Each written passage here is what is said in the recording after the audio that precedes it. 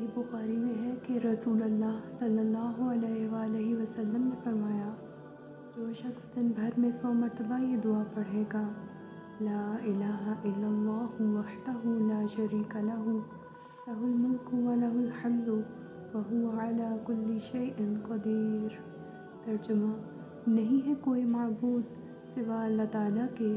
اس کا کوئی شریک نہیں، ملک اسی کا ہے اور تمام تعریف اسی کے لیے ہے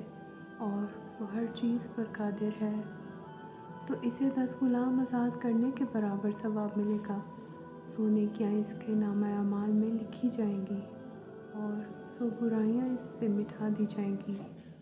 اس روز دن بھر یہ دعا شیطان سے اس کی حفاظت کرتی رہے گی تاکہ شام ہو جائے اور کوئی شخص اس سے بہتر عمل لے کر نہ آئے گا مگر جو اس سے بھی زیادہ یہ کلمہ پڑھ لے۔